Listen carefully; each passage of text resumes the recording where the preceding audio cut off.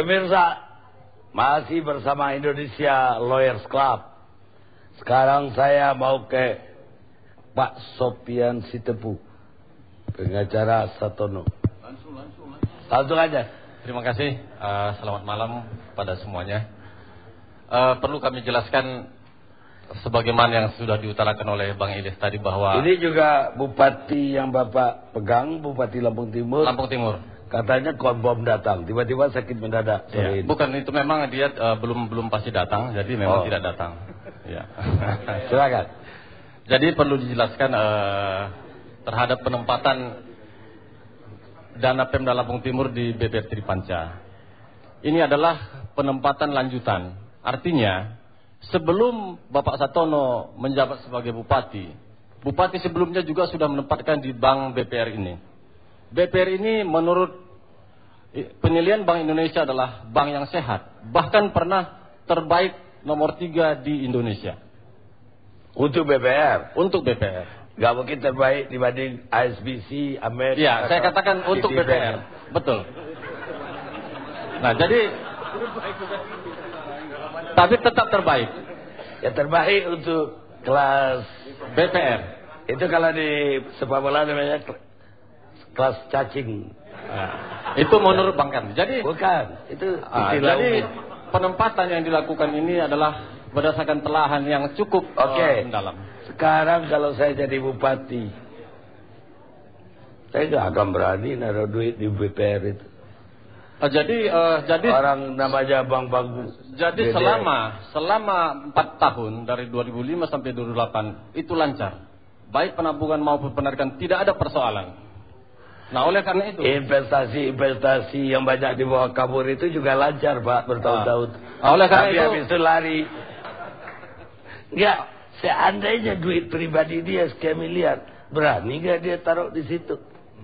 Itu adalah logis. Artinya begini, peraturan peraturan berbendaharaan enggak boleh. Membolehkan. Tidak ada peraturan satupun aturan yang melarang penempatan dalam bentuk tabungan di BPR.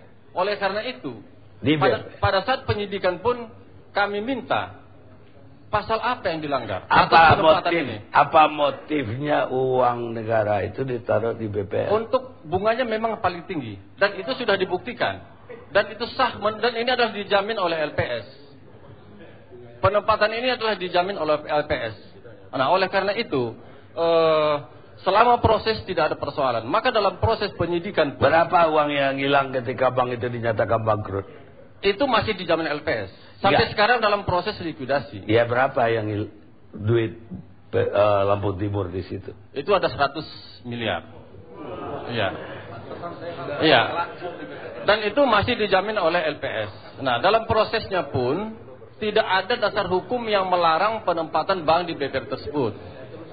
Nah, oleh karena itu kami minta dalam proses penyidikan pun tidak dapat ditunjukkan oleh penyidik dasar hukum yang dilanggar. Pertanyaannya, bagaimana dengan bunga yang dikirim ke rekening beliau? Itu tidak ada. Di dalam audit yang dilakukan oleh PS, itu uang yang di dalam dakwaan ada. Di dalam selama proses penyimpanan, tidak ada 1 rupiah pun keluar dari tabungan tersebut. Tidak ada 1 rupiah pun tidak ada keluar. Nah, oleh karena itu apa yang disangkakan itu sama sekali tidak benar. Sehingga berapa dikasih bunga oleh bank itu? 8%. 8%. Itu menurut ketentuan LPS sah 8%. Nah, oleh karena itu selama terjadi kasusnya, nah, jadi kasusnya ini adalah bahwa proses penempatan ini tidak ada peraturan yang dilanggar, sehingga dalam hal penyusunan dakwaan pun ada 2 audit. 1 audit oleh BPKP yang menyatakan tidak ada kerugian negara. Kemudian tiba-tiba timbul ada kerugian negara. Jadi menurut Anda kejaksaan ngarang-ngarang? Saya tidak katakan ada bilang ada kerugian. Saya tidak katakan demikian. Iya, apa dong kalau enggak? Oleh karena itu, pada saat ada audit 2, kami memohon kepada kejaksaan jangan dilimpahkan kasus ini, jangan dijadikan kasus ini menjadi P21. Karena tidak ada aturan yang dilanggar. Kami sudah menggugat DPR. Putusan yang telah berkekuatan tetap menyatakan bahwa BPR inilah bertanggung jawab untuk mengembalikan seluruh kerugian negara. Semua bank yang bangkrut mengatakan bertanggung jawab. Tapi sampai hari ini putusan yang berkekuatan tetap, Bang. Ini putusan yang sudah berkekuatan tetap. Dan sudah berapa miliar sudah dikembalikan ke kas Lampung Timur. Sudah ada yang dikembalikan. Nah sehingga dari proses ini, dari fakta-fakta inilah dibangun dakwaan. Sehingga dalam hal persidangan pertama, jadi wajar dakwaan itu di eksepsi kami dikabulkan. Dakwaan dinyatakan batal demi hukum. Baik, saya mau tanya pada jam Pitsus. Katanya kejahatan nggak ada aja itu, nggak ada kerugian negaranya nggak ada. Nggak ada juga peraturannya dilanggar. Yang jelas ada berkasnya Pak Karni. Jadi itu bukan mengada-ada. Di kita Pak itu ada asas namanya asas kesetaraan. Kalau yang nangani itu atau penyidikannya dari Mabes Polri, maka yang menghandle adalah Gedung Bundar. Kalau yang menangani dari Polda, yang menangani di Kejaksaan adalah Kejati Lampung. Yang ini Kejati. Kebetulan Kejati Lampung. Kemudian lagi-lagi karena ini kasus adalah sedang proses ke kasasi Mahkamah Agung, barangkali saya tidak akan terlalu banyak. Enggak, Bapak menjawab itu tadi, enggak usah membeda kasus. Yang dia tuduh tadi aja, Pak. Jelas bahwa ada kerugian negara, jelas ada dong. Ada dong. Enggak ada peraturan yang dilanggar, 2 poin dia. Menurut versi lawyer memang demikian kan. Apa peraturan yang dilanggar, Pak? Ya? Apa peraturan yang dilanggar? Saya kira makanya lagi-lagi saya tidak pada posisi untuk terlalu jauh masuk ke substansi perkara.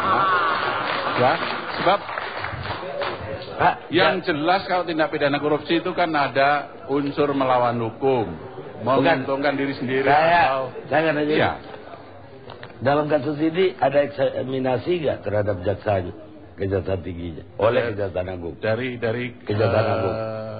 Internal ada bahwa itu ya harusnya Bapak tahu dong peraturan apa sudah sesuai penanganannya dalam kapasitasnya sebagai penuntut umum yang menerima berkas dari penyidikan kepolisian sudah sesuai. Ya, tapi harusnya Bapak tahu dong peraturan apa yang dilanggar sehingga ada perbuatan melawan hukum.